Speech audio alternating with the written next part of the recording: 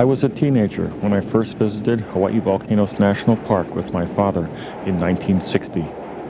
The Kapoho and Kilauea eruptions, with their spectacular fountains, had just ended. I remember climbing around steaming vents and hiking across fresh lava fields. I have been photographing here ever since, first in stills and then later in video as well. The current eruption of Kilauea began on January 3rd, 1983. At our house in the town of Volcano, some 9 miles away, we could easily hear the roar and feel a gentle vibration. At night, residents and visitors would watch these beautiful fountains from several locations. Geologists from the Hawaiian Volcano Observatory constantly monitored the eruption, and photographers like myself, Jim Griggs, Bern Pettit, Dorian Wiesel, and others worked with them or hiked out on our own to photograph and to just be there. Geologists Ed Wolf and Dick Moore are picking their way through a hostile landscape to collect samples and measure the temperature of the lava. This environment is an ever-changing mixture of swirling dust, volcanic fumes, smoke, hot shifting winds, and drifting tephra. There is a constant, loud, low, earth-trembling roar. The terrain is mostly cinder-covered, replete with burning trees, jumbled old aa fields, and searing hot flows.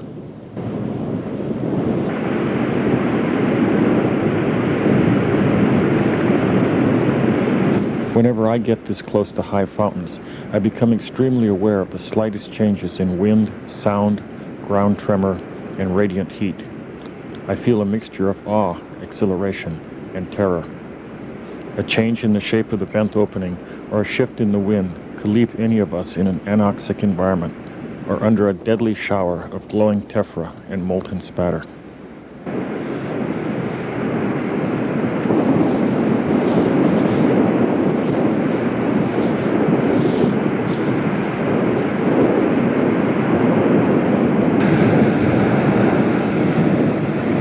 These flows out near the vent are really big and very fast moving. USGS photographer Jim Griggs photographs and describes what happens when they break out of their channels. The flow coming from the tube has essentially stopped.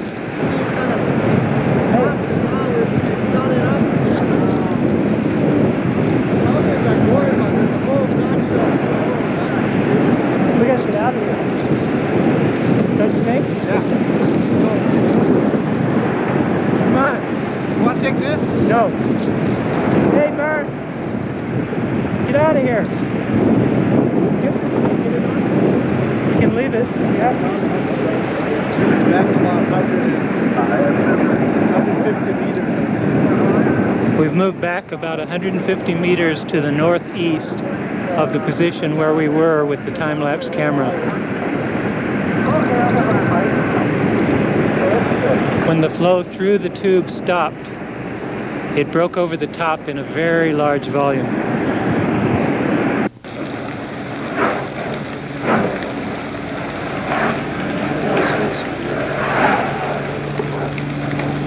I believe that there is no experience comparable to being in a forest at night when an aa flow is coming through. We are in Royal Gardens subdivision on a fairly steep slope, and the flow is surging through a dense stand of tall ohia trees. The swiftly moving lava is covering trees even before they can burn. Steam escaping from their trunks adds a howl to the sounds of crackling flames, crashing branches, and rushing lava. The front of the flow is nearly 20 feet high, and incandescent blocks tumble down its face as it pushes forward.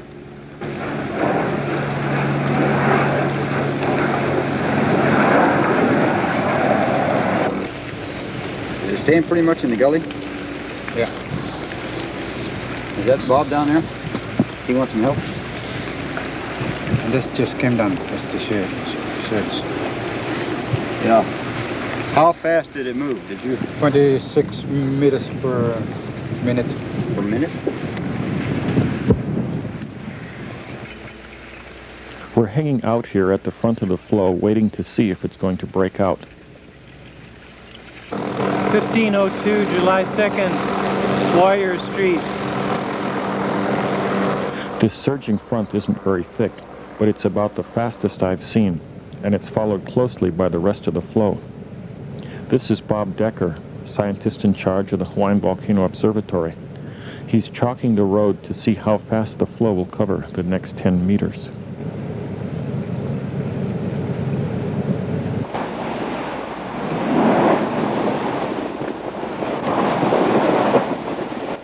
Early morning hours are my favorite here at Kupaeanaha Vent.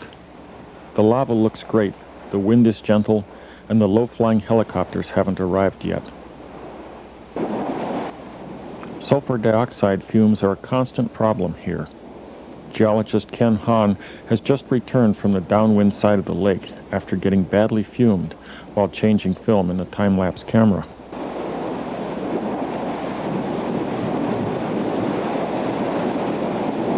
Looking out over the lake, we can see a series of overturns moving across the surface toward us.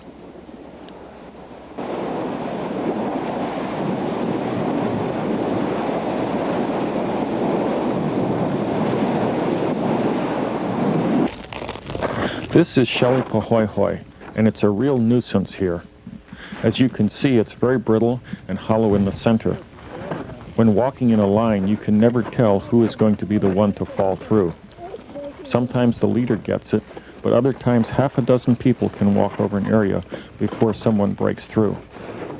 I can't think of a worse surface to cross. This is what it's like to walk over Shelly and film at the same time.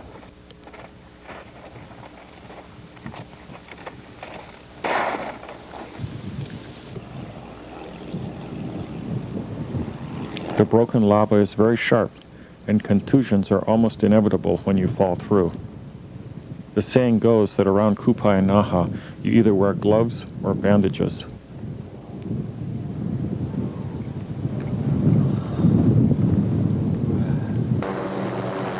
It's May 30th, 1990, and Ken Hahn, Rob McGovern, and myself have just been dropped off on the floor of Kupaeanaha Vent, which is empty due to a pause in the eruption. We have with us a camera crew from Primetime Live, whom I think don't fully appreciate the uniqueness of our location. You didn't get a look when you flew over? Because there's incandescent cracks and there's stuff oozing up on the surface of the lake down in the bottom, but it's just not. That's molten lava in the bottom of the pit. It's been there since before our helicopter left, and Ken is undecided as to whether or not it means the eruption has restarted. In any case, he is eager to assure me that I won't need a sleeping bag should I wish to spend the night. Be a great vantage point to get a restart from. Our helicopter pilot David Okita picked us up about half an hour ago and dropped us off here where this small flow has broken to the surface.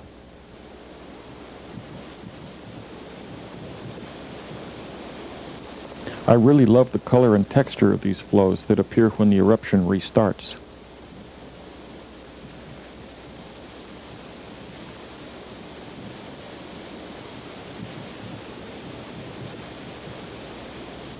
These bubbles seem to form over the same spot as the flow moves past.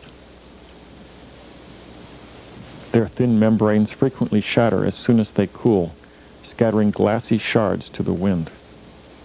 At first glance, they all appear alike, but upon closer inspection, no two are identical.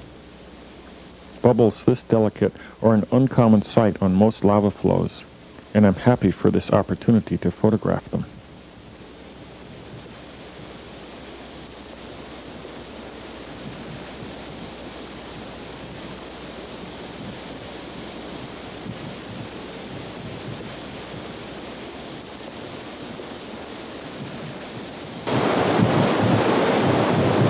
It is an incredibly hot afternoon. This is due in part to the fact that we are standing on a slowly moving flow in order to get a good shot of these accretionary lava balls as they come down the channel.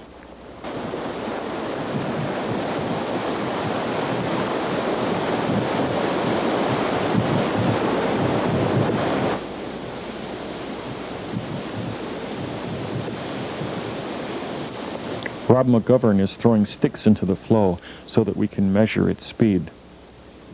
The radiant heat off the lava is intense, preventing him from getting close enough to throw in this large branch.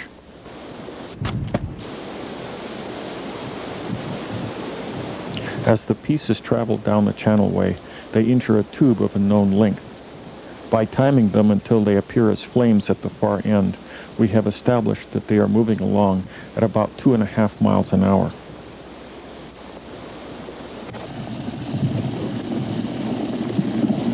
It's a pleasant surprise to run into this flow.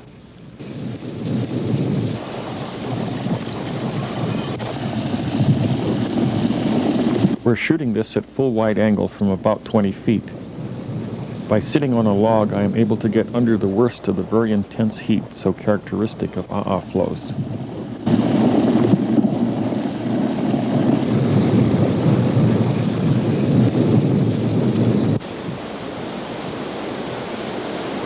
Notice how the sides of the flow solidify into a channel for the fluid center. This is a typical forest scene after a flow has passed close by.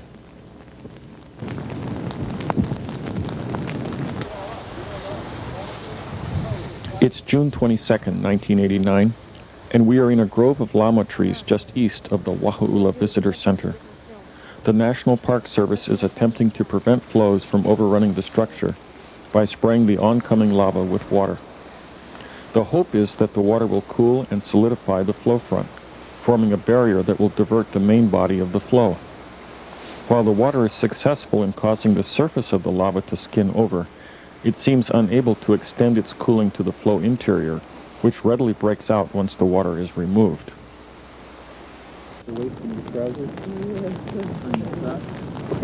This fire crew is trying to fight a holding action along a 100-foot wide front. The limiting factor is water. The delivery system is simply incapable of pouring enough of it onto the flow to completely and permanently solidify the front. In Iceland some years ago, an important seaport was saved after millions of gallons of seawater were sprayed onto the sides of an advancing flow. Every available pump was put in service, and heavy streams of seawater were played onto the lava day and night. Here, this is all the water there is, and at this point, it doesn't look very promising. I think the park is looking at this more as an experiment than as a serious attempt to save the building. I just ducked into the office to get this last shot, but I see that Jim Martin, the chief ranger, has beat me to it.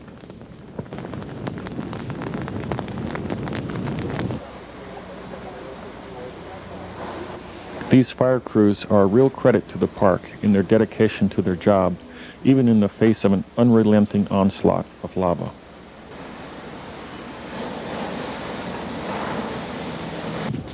"3:56 p.m. Floor joists have just ignited." It's interesting being under here with the floor on fire, but I don't think I'm going to stay much longer. It's always been nice to come back here to Wahaula and sit in the shade after a hot afternoon out on the flows. I can already tell I'm going to miss it.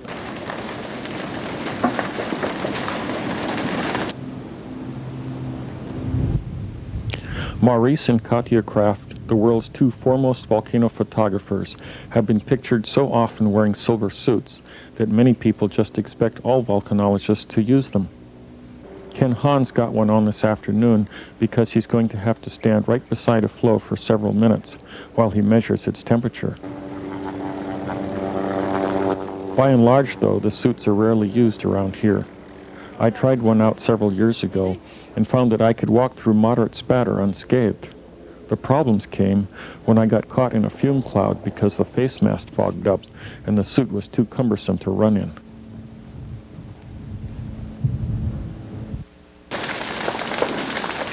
Boy, it's sure scorching out here today. Although it's only the end of April 1990, it feels like the hottest day of summer.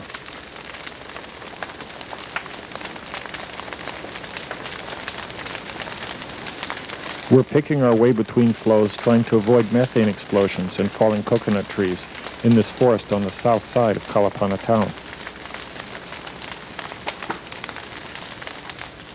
Lava has been slowly destroying this village over the last few months, and geologists like Ken Hahn and Tari Maddox have to traverse these searing flows as they map the seaward progress of the lava.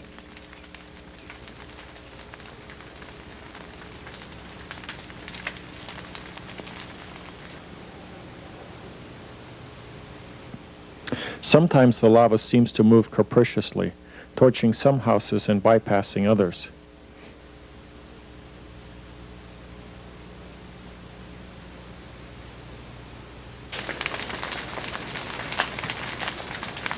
Most flows down here on the coastal plain are slow-moving like this one, and geologists are able to get close enough to use these instruments to measure its temperature.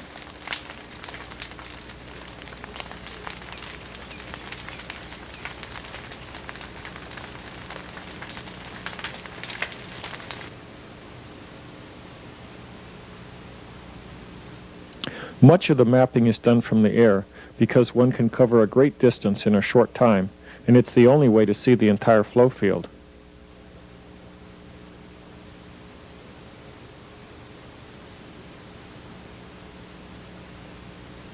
Geologists seem to like to look into skylights. They tell me that by watching the speed of the flow within, they can determine whether or not Kupainaha vent is turned on.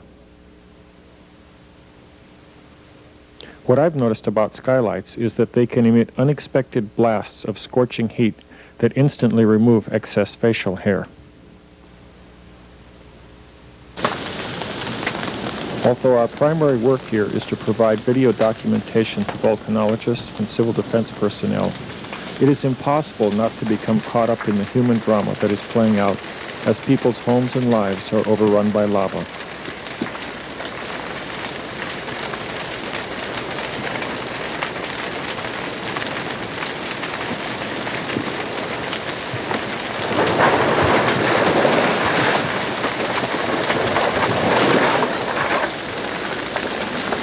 In the aftermath of most natural disasters like floods, fires, and hurricanes, one can still locate the street on which one lived, and rebuilding is usually an option. Not so with lava flows. Everything becomes covered by many feet of hard rock, which even weeks later may be too hot to touch. And lava has just reached the ocean after torching the pavilion. It's hard to believe this was a shady roadway only days ago. Now everything is either burned or buried, and even Kaimu Bay with its famous coconut grove has been nearly obliterated by this awesome force of nature.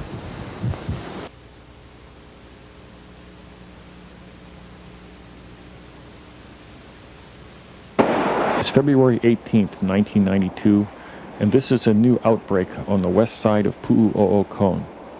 We got here just a few minutes ago after a 4-hour hike. We are looking down on a line of small dome fountains that are slowly being drowned by flows from above. I got a call from geologist Jack Lockwood about 9 last night. He said that as he drove up to the park, he could see a bright glow out on the East Rift Zone. A few phone calls later, I was able to determine that a significant breakout, which is being called Episode 50, had occurred around dusk.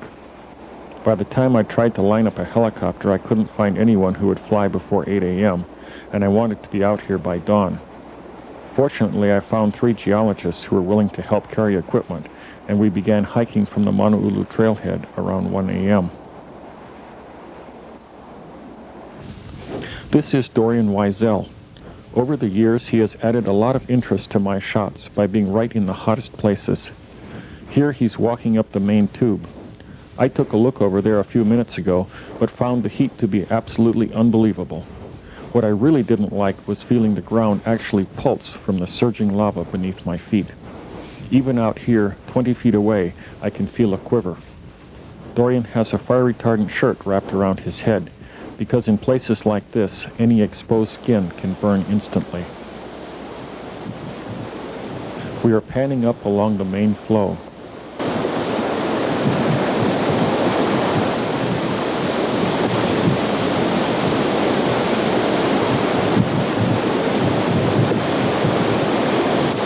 The crust on the channel wall back there looks like it's going to tip right in, so I think we'd better get out of here in case it does.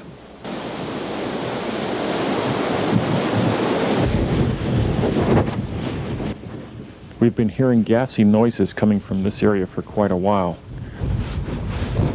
Looks like something's going to happen here pretty soon.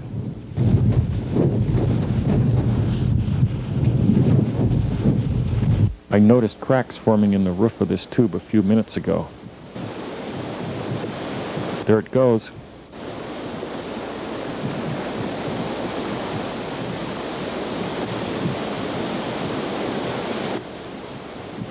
USGS geologists Maggie Mangan and Christina Helliker are going out to get a lava sample.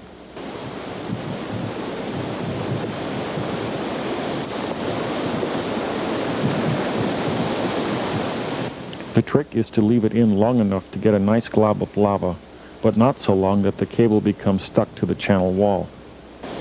The sample will be taken back to the lab to be analyzed for chemical composition.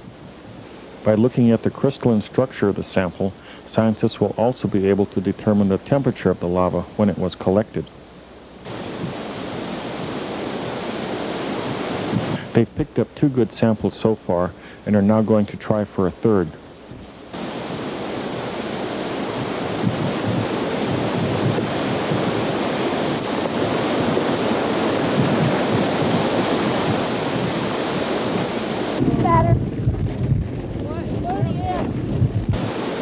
This time they seem to have hooked the big island.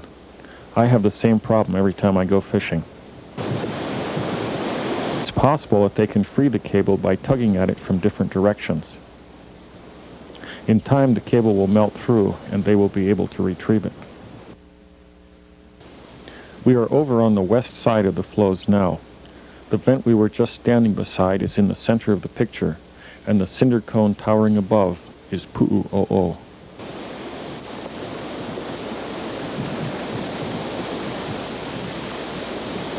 Although episode 50 lasted only 2 weeks, episode 51 soon started up very nearby. Throughout the whole time, and indeed even during the Kupainaha days, this lava pond inside Pu'u'o'o has been active. It seems to act as a reservoir for lava before it is erupted at the vent.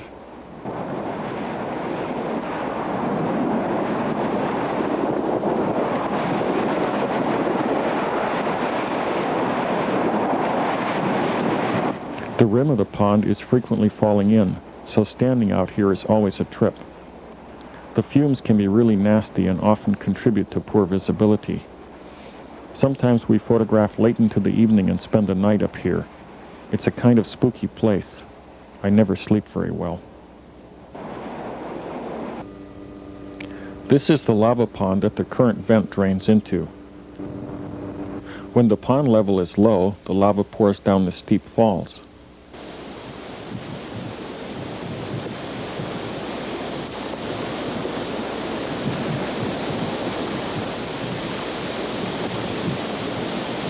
That blowing material in the foreground is called Pele's hair.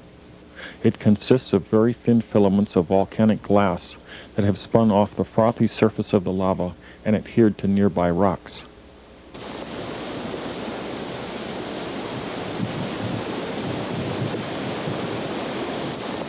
We've managed to work ourselves around to where we can see back into the tube. I'm crouched down so as to avoid the worst of the heat. It's so bad out at the very edge that by the time I get the tripod set up, I feel like I'm about to ignite. I think that if I hand-hold the camera, I may be able to shoot for 30 seconds or so before the heat becomes unbearable.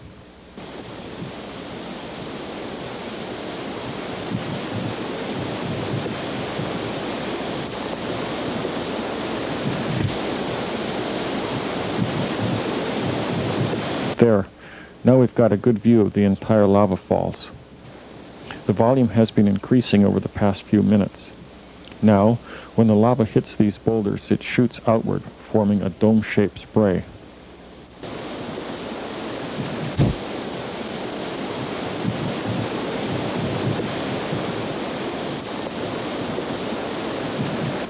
I'm throwing rocks in to measure the speed of the flow. The foreshortening in this view makes it look like I'm on top of the tube, when in actuality I'm standing just behind it.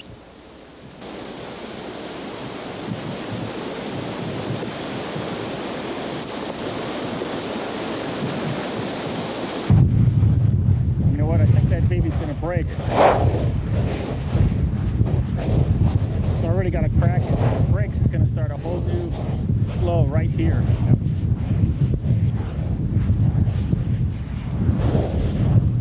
Here it goes.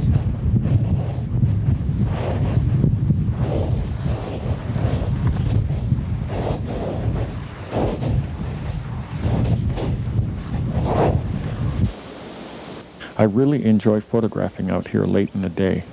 When you shoot into the low sun, you get reflections and shadows that emphasize the texture of the lava. It's also just dark enough to get good contrast between the molten and the cooled lava.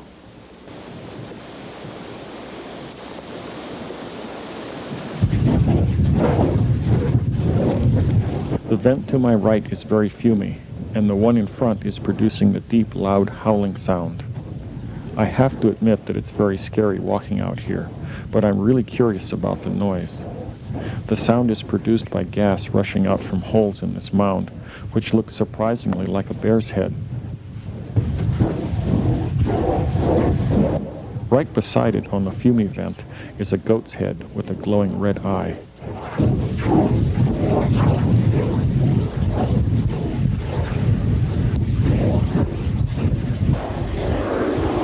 Brad Lewis and I just woke up to find this event has broken out in full force. Up here on the slopes of Pu'u'o, we have a great view down toward this little cone as it tosses glowing balls of spatter into the air.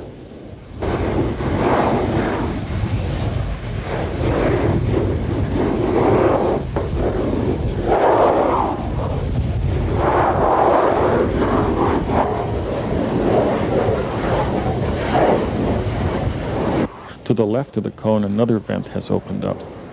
It is forming a levee in front. I'm very interested in this process, which is why we're down here dodging the spatter and trying to stay out of the yellow clouds of fume as they waft by. I'm working without a tripod because I have to be very mobile. As luck would have it, it seems that when I'm at full wide angle, the spatter falls right on the rim, and when I'm zoomed in tight, it flies out over my head.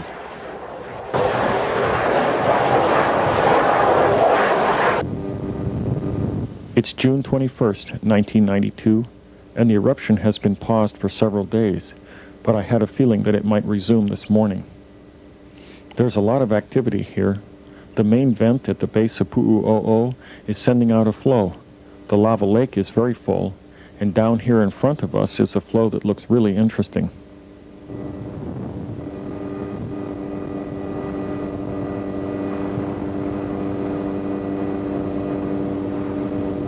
It appears that one of the tubes from the last event refilled and then ruptured right here, producing these low dome fountains. I'd love to get over here on the ground, but the entire slope is nothing but Shelley Pahoehoe as far as the eye can see. It looks like the north side of this vent broke away. That's a good-sized flow gushing right out of the side.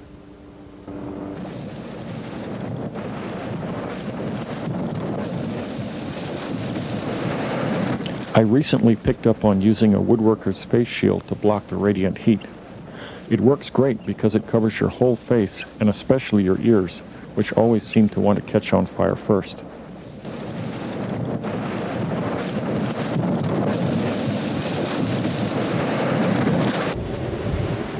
This little channel overflow is forming Shelley Pahoehoe. It moves more like a billowing undulation of lava than a flow.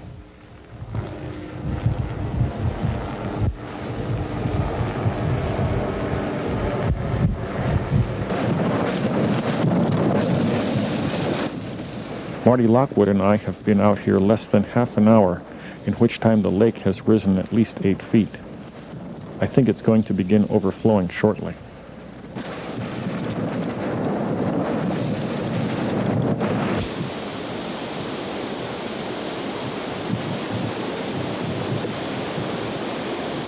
I know the light's lousy, but this is a great example of Pelly's hair being formed by lava dragging its skin along the channel wall. First the lava sticks, but then the flow pulls it away, stretching out these long, thin strands.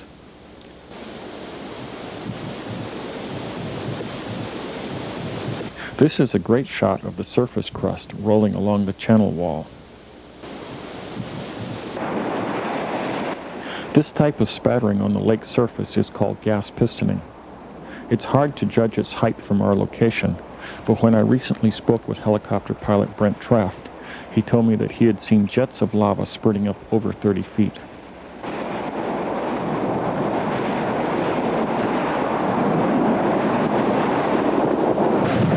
We're back up at the vent again. I think it's interesting to see that a dome-shaped chamber is slowly forming around it. Lava thrown out from the vent is also building up this levee.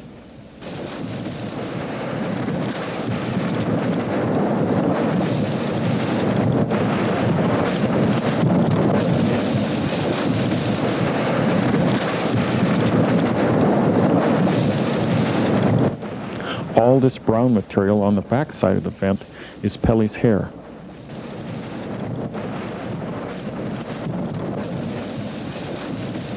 Like the Pelly's hair formed at high lava fountains, it is produced when globs and droplets of molten lava are pulled apart. Thin strands trail out behind the pieces, quickly cool, harden, and drift downwind.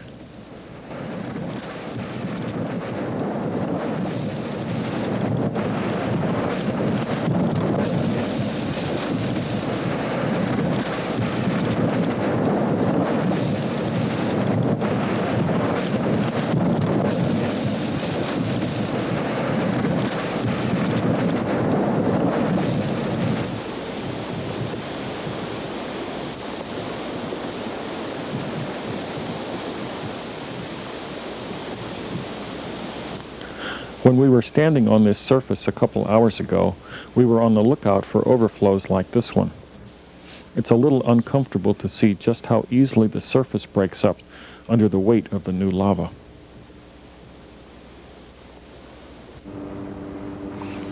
It's mid-afternoon on October 3rd, 1992. Although episode 52 began before dawn, we only just managed to get out here now. The vent is beside these two geologists on the southwest side of Pu'u'o'o Cone. From there, the lava pours downslope till it hits a ridge where it splashes up into what looks like a fountain before once again heading downhill. Geologist Ken Hahn is scrambling up the side of the cone to get a better, but much hotter view. Getting dropped off by helicopter in the midst of an eruption can be dangerous, because it takes a little while to figure out just what is going on and what one's options are should the unexpected occur.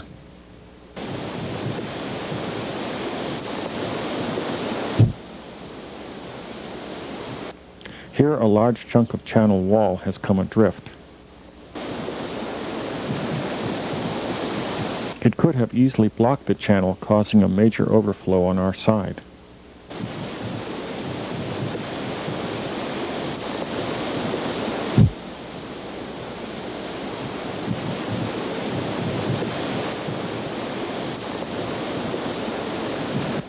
There's a dip in the channel here that's causing a standing wave to form. I find this phenomena fascinating. It looks to me like a commercial food processor extruding pumpkin pie filling.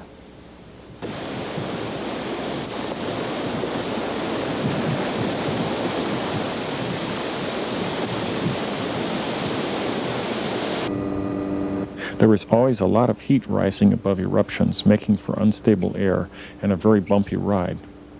Although I take a lot of aerial footage, I end up using very little of it due to the excessive motion. Still, if I have to film a burning forest, I'd rather do it from the air, where I won't get hit by falling trees or blown up by methane explosions. This flow is coming down a steep slope.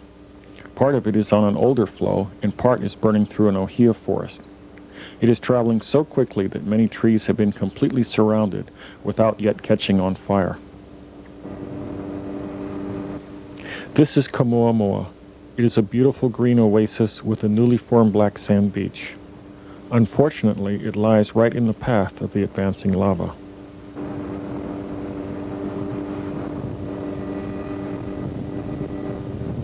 This flow crossed the road here last night, November 7th, 1992, treating these pre-dawn visitors to a dose of smelly smoke from the burning asphalt. The flows are moving with surprising speed, considering the flatness of the topography. They've reached the walls of the heiau, and there is no pause in sight.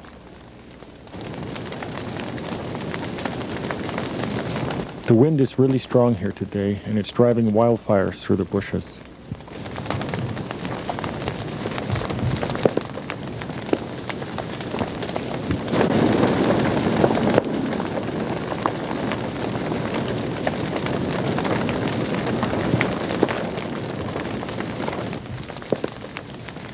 It has taken hardly any time at all to fill in this whole enclosure.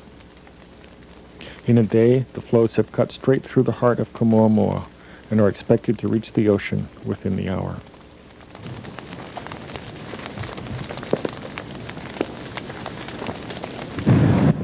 Within the past few days, the flows have covered most of Kamoamoa and advanced more than 100 yards seaward. This event was photographed by USGS geologist Tari Maddox. This is one of the things that can happen when seawater gets into a lava tube. The resulting steam explosions blow molten lava hundreds of feet in all directions.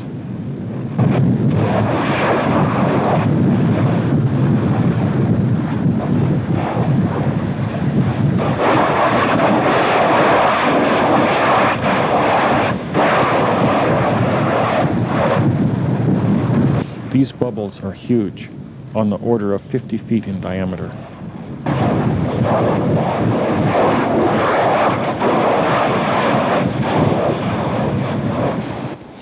These bubbles are also formed by the interaction of lava and water.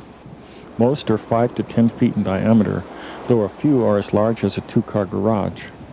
As they reach their maximum size, they quickly cool and shatter, blowing irregular shards and slightly curved sheets of translucent volcanic glass out into the wind. They are given the name Limu o Pele, which translates to seaweed of Pele, the Hawaiian goddess of fire. Here the wind is blowing away the steam, revealing a standing wave near the base of the flow. Water splashing onto it becomes incorporated into the lava, producing a stream of bubbles.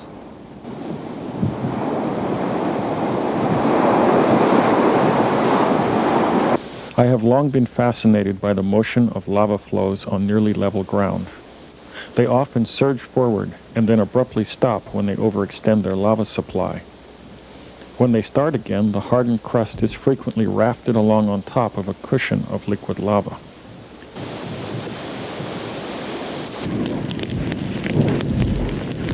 Watch the old crust atop this new flow.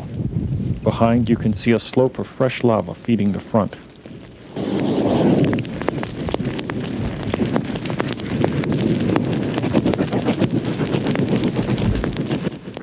Here we have an unusual view of the fresh lava under the old crust as this sheet flow moves down the road toward us.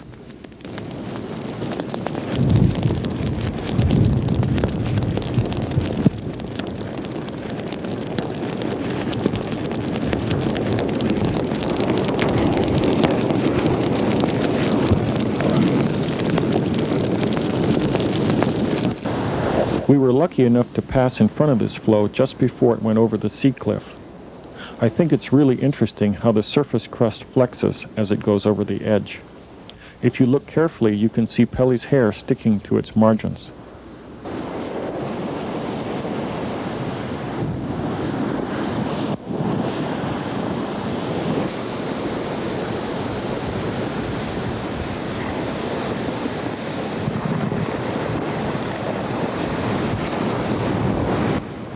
To me, this looks like some strange reptile skin as it slithers down the cliff.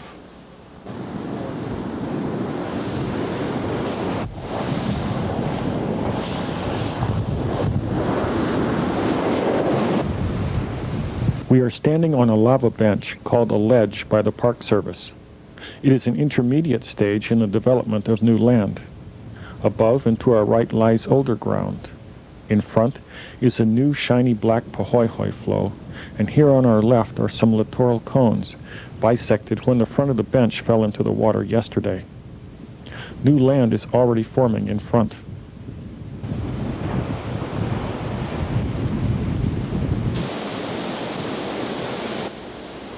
There are many surface flows out here this morning, and as a result it is exceptionally hot where I'm standing. A fair amount of spatter is also being blown back on shore, contributing to these large steam clouds.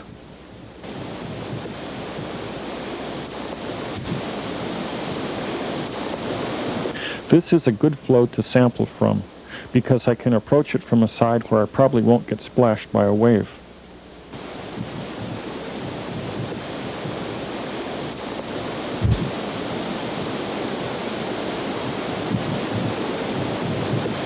When waves wash over the flow, the water doesn't boil off immediately because a steam cushion develops above the lava.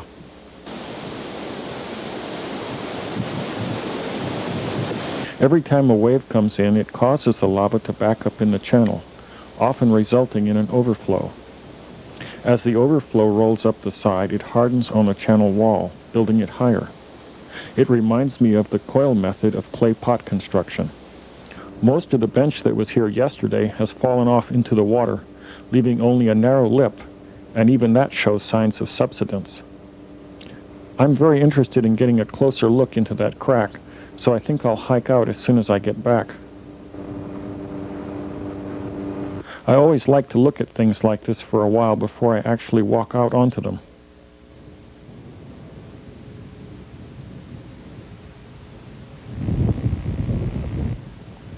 We're downwind of these severed lava tubes, and it's a lot hotter than I thought it was going to be. I don't think I'm going to hang out here very much longer.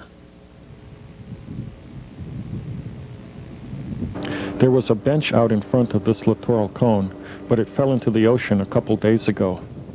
Now the main tube shoots a 2-foot diameter stream of lava straight out into the surf. Huge spatter explosions result from this violent interaction of lava and water. These explosions can begin without warning. Recently, one person was killed and several others very badly burned in separate incidents. Back in 1988, I was filming a normal-looking flow going into the water when everything simply blew up. The initial explosion blasted highly fluid spatter and hardened chunks of lava the size of wash tubs, well over 100 feet into the air. Fortunately, all this material blew right over me, landing as much as 50 yards away. I think that so far in 1994, this is the most spectacular event. It is appropriate that it is being filmed here by geologist Tari Maddox, because it is similar to what she photographed several years ago. This is what some of the smaller bubbles look like in slow motion.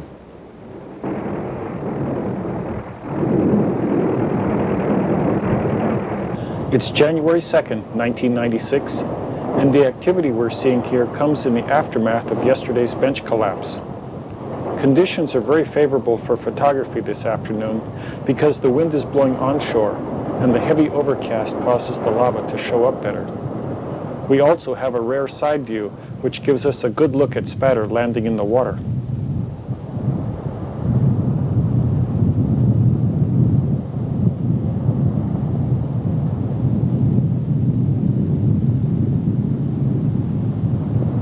The lava seems to come from two slightly different locations.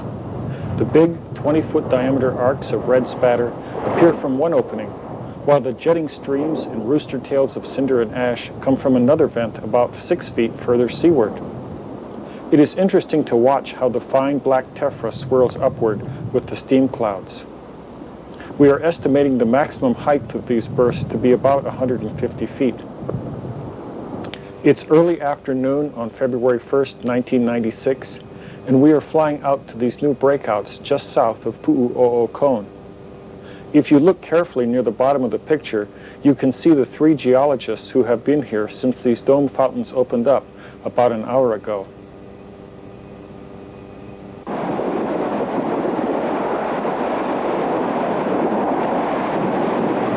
These 15 to 20 foot high dome fountains are spectacular from anywhere, but only when you get close like this can you easily see them forming. Getting the best footage is clearly a factor of being in the right place at the right time. Staying alive is a factor of not being in the wrong place at the wrong time. There is a fine shifting line between these two, and in a space of only a few seconds or feet, one can unknowingly go from relative safety to extreme danger. Here, all my senses are in a heightened state of perception, and I become acutely aware of even the slightest changes in my environment. When I can't account for a change, I never hesitate to run.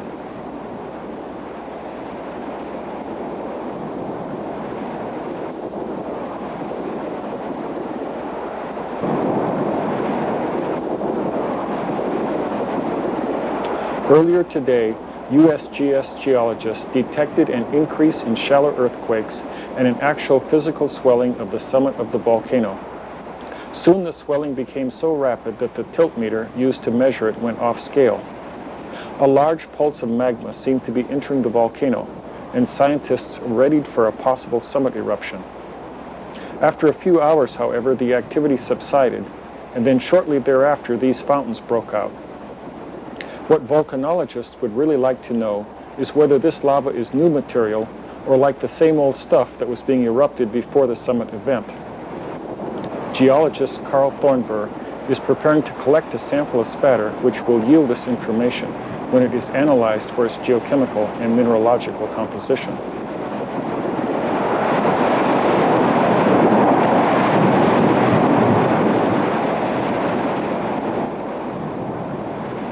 Never before have I seen smoke trails like these appearing over a flow, but I'm very curious to find out what they are.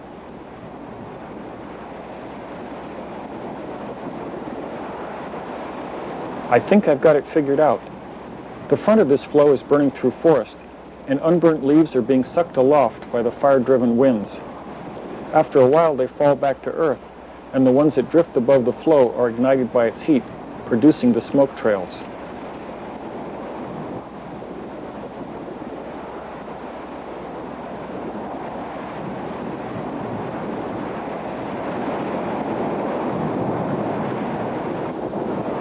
The fumes are especially bad this afternoon, and without our masks it would be impossible to stay here.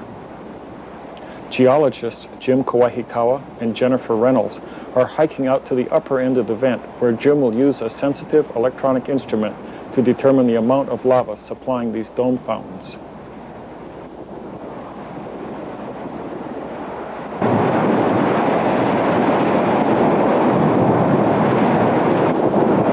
This is one of the more colorful eruptive events that I have photographed. During the day, lava usually looks very red because we see sunlight reflected off its surface. But as daylight fades, we begin to see more of the yellowish light produced by the lava itself. This is one of two smaller vents. It is difficult to approach because it is nearly encircled by shelly pohoihoi. I think this is about as close as we're going to get.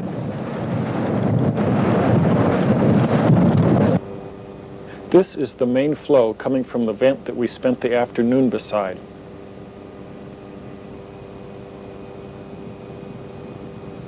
As the lava cut through this forest, it produced a series of braided channels, and in places trees still stand, surrounded by tiny islands of hardened lava.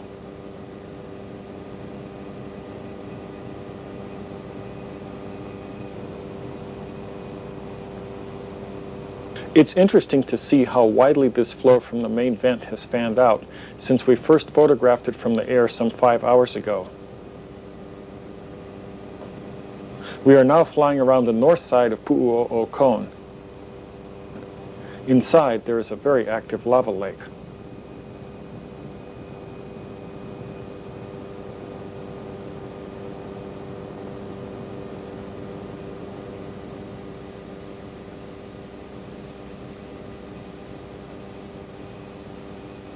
Lava is rising as dome fountains over here on the east side of the lake. No sooner does a thin dark crust begin to form on the surface than it is rafted westward over a lava falls and presumably into the tube that will carry it away.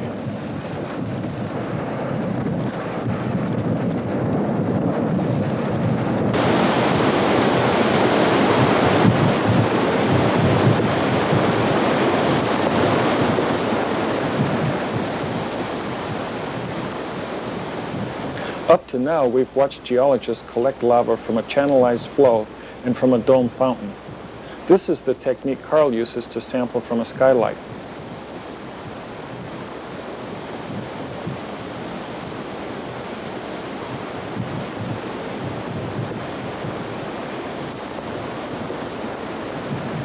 Although lava may appear to flow like water, it is much denser. The weighted cable could be ripped from his hands if he doesn't retrieve it aggressively.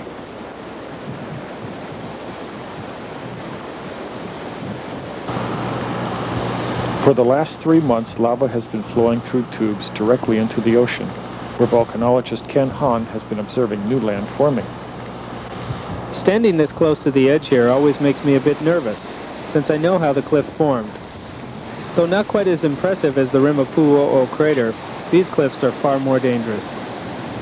This aerial view really shows what major collapses have done to the coast. These embayments are called big bites by HVO volcanologists because of their conspicuous shape.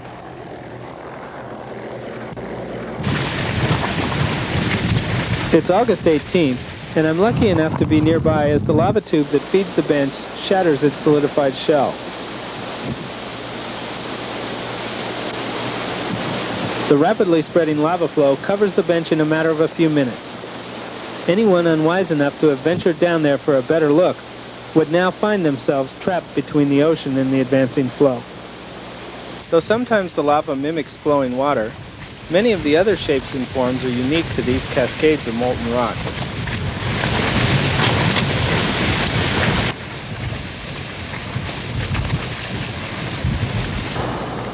I really want to get down inside of this skylight to get a good look at the incandescent tube system. It's really rare to be able to see this far inside of a tube.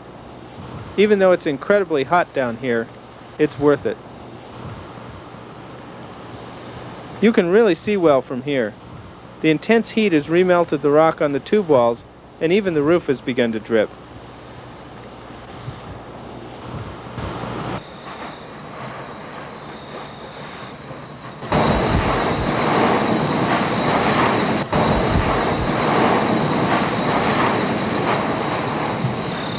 It's almost dawn on January 30th, 1997, and I'm photographing from the west rim of Nepal crater.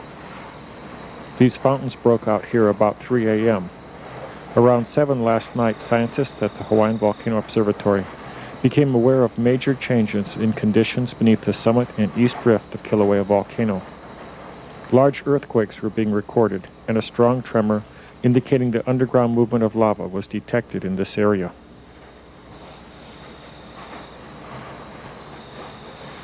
Now that dawn has arrived, we can see that the west wall of Pu'u'o has recently collapsed, giving the cone a decidedly bisected appearance. Fountaining has been tapering off for the past half an hour, and I think there's going to be a shutdown here pretty soon.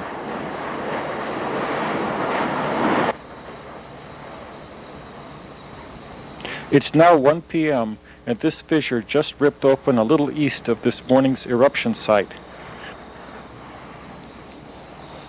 This is a great view of a long curtain of fire.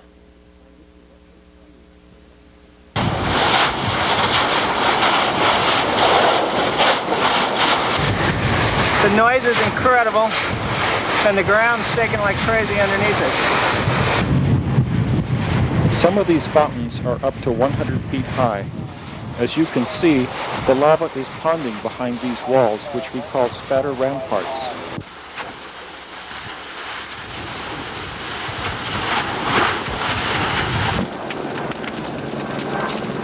These flows moving toward us have just reached this depression known as steam cracks.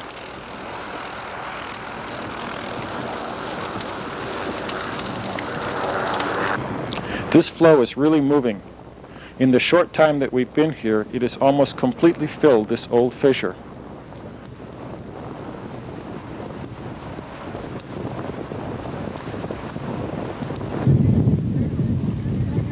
It's approaching 3 p.m. and most of the other fountains have shut down, but these are actually getting more interesting.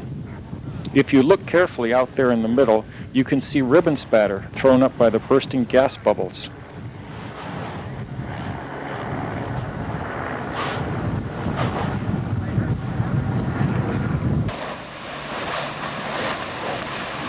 We are back at steam cracks again, where yet another event is occurring. This outbreak is pretty small, so I doubt if it will last very long. Now the activity has shifted to the west wall of Nepal crater, only a few hundred feet from where I was filming early this morning. Maybe this explains why I heard so many rock falls.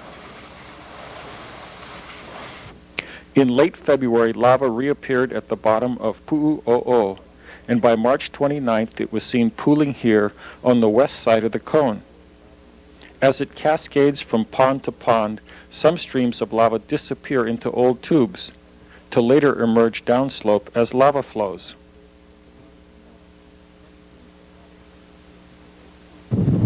It's May 30th, and there are 2 vents active on the shield that has been building for the past 2 months.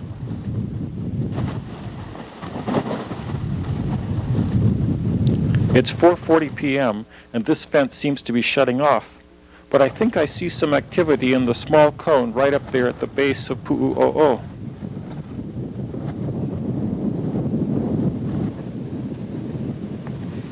Carl is waiting here out of the line of intense heat and fumes to try to snag a sample of spatter.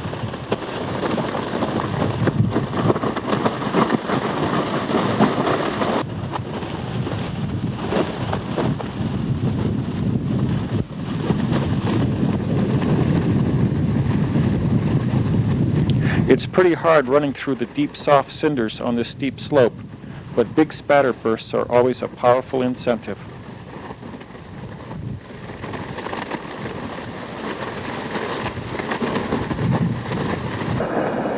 It's the morning of June 12, 1997, and Brad Lewis, Jenda Johnson, and myself are up on the north rim of Pu'u'o'o documenting the eruption of this spatter cone that has formed within Pu'u'o'o crater. The activity seems to be cycling between vigorous spattering and gentle effusion. Carl was up here early this morning and reported that it was actually fountaining.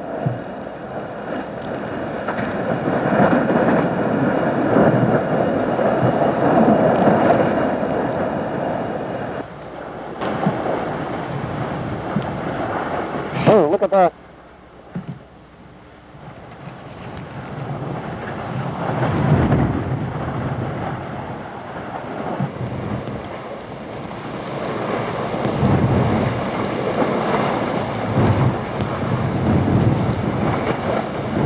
Dawn and dusk are what Brad calls magic hours because colors are rendered so dramatically.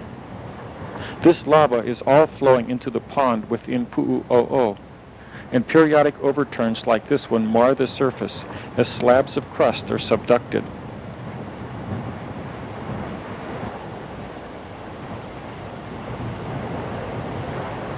It's been raining off and on all night, so the steam has been pretty bad.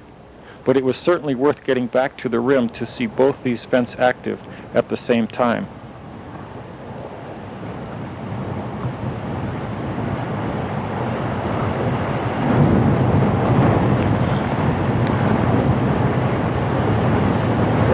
These cascades of incandescent spatter are so mesmerizing that I have to hold myself back, or I would use all my tape and batteries right here.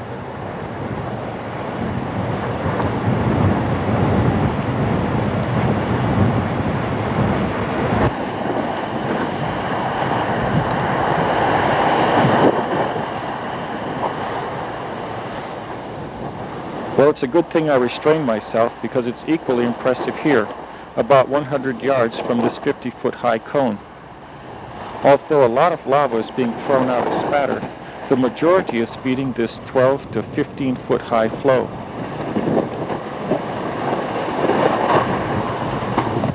This impressive crater cone that John filmed was short-lived. By the time I saw it, it was almost completely eaten away. Brad Lewis and I are flying in on a late July morning to get a closer look at the activity in Pu'u'o'o. A massive river of lava is welling up in the vent and immediately pouring down into a hole in the crater floor. By the time I get set up on the ground, Brad has climbed to the summit of Pu'u'o'o and the lava lake is filling up.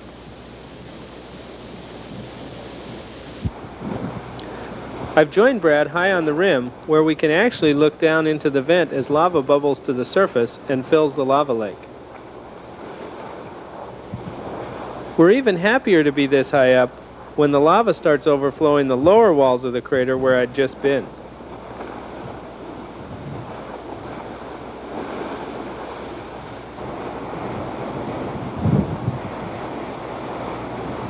These huge drain holes just opened up in the center of the lake. It looks like someone pulled the plug on a giant bathtub. The lake level is dropping very quickly now as a huge volume of lava disappears underground. This is serious draining now. Seriously draining. It'll come out elsewhere now.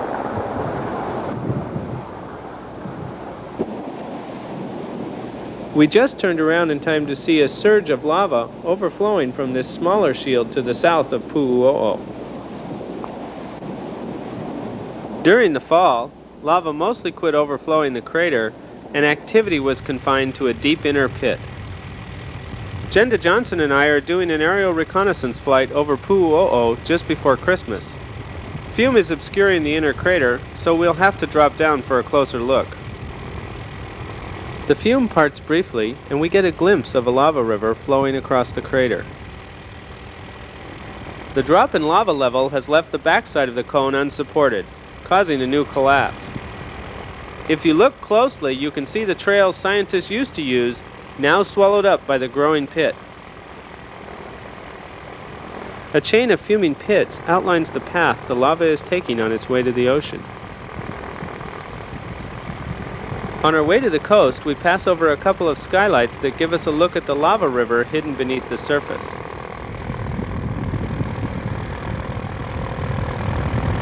Towering steam plumes mark where lava emerges from underground tubes into the ocean. From a distance, it appears like the lava enters at a single point, but a closer look shows lava entering over a broad bench. It's New Year's Day, 1998, and we're watching the vent in Pu'uo'o overflow the inner pit onto the main crater floor. A bubble of lava breaks the crust, and within seconds the placid pond becomes a churning dome fountain. The pond level drops rapidly as gas bubbles escape from the lava.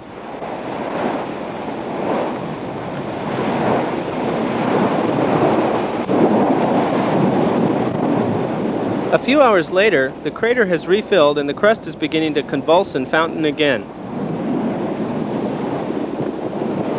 This cycle of quiet refilling, fountaining, and rapid drainback is called gas pistoning by volcanologists.